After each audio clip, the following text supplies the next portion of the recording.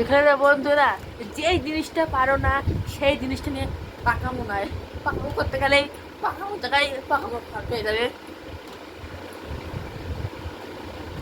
পারবি না এরকমটা? না সত্যি করে সত্যি বলি মাইনে মাইরি। আলুটাকে ছোটো ছোটো করে পিস পিস করে কেটে তার সাথে সিদ্ধ করে নেবে।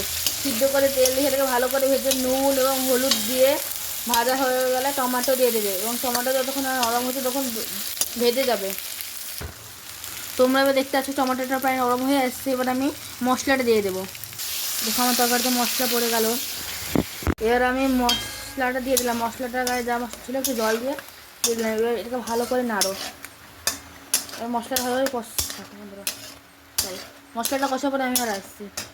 হালকা যখন দেখবো তেল ছেড়ে আসছে তখন 2 কুচি এলাচ এর ভিতরে দিয়ে দেবে, দিয়ে আবার নাড়া শুরু করবে। দেখতে পাচ্ছ বন্ধুরা মশলাটা প্রায় কষা হয়ে গেছে। এবার আমি দিয়ে দেবো একটু কষে জল দিয়ে দেবো।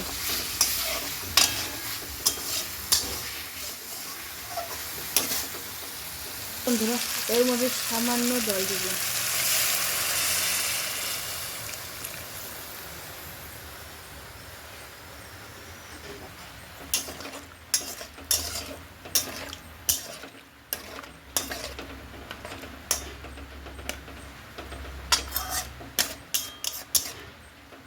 ভালো করে একটু ফুটিয়ে নেব বন্ধুরা। তোমরা এর ভেতরে তোমাদের স্বাদ মতো লবণ,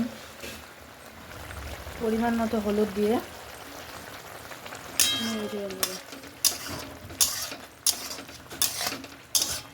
দেখুন আমরা এই তরকারির শেষ পর্যায়ে চলে এসেছি। আর আমার নাম হচ্ছে অঙ্কুশ মণ্ডল। তোমরা যদি আমার এই ভিডিওটা ভালো লাগে প্লিজ একটা কমেন্ট এবং একটা শেয়ার করে দেবে। দেখুন আমরা আলু দেখি নাকি আলু দেখুন আলুটা সিদ্ধ হয়ে গেছে প্রায়।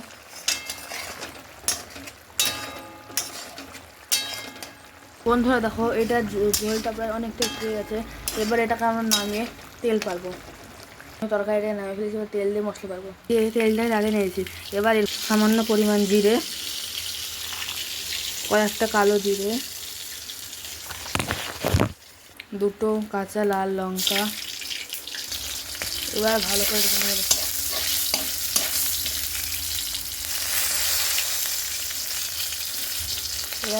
নেড়ে ফেলে এর মধ্যে তরকারিটা মিলিয়ে দেবো।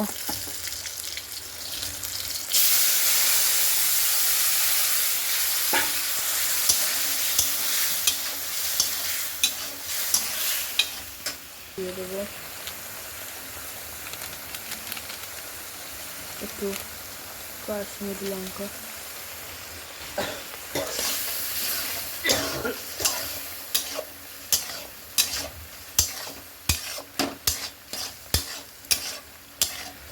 আমার রান্না শেষ।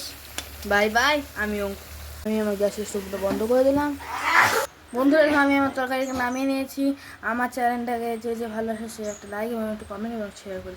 আমি অঙ্কুশ মণ্ডল। আমার রান্নাটা যদি তোমাদের ভালো লাগে প্লিজ একটা লাইক, একটা কমেন্ট, একটা শেয়ার করে দেবে। আর আমার চ্যানেলে নতুন নতুন রান্নার রেসিপি জানার জন্য প্লিজ সাবস্ক্রাইব করে দেবে, যাতে তুমি প্রথমে দেখতে পারো এই রেসিপিগুলো। Bye bye.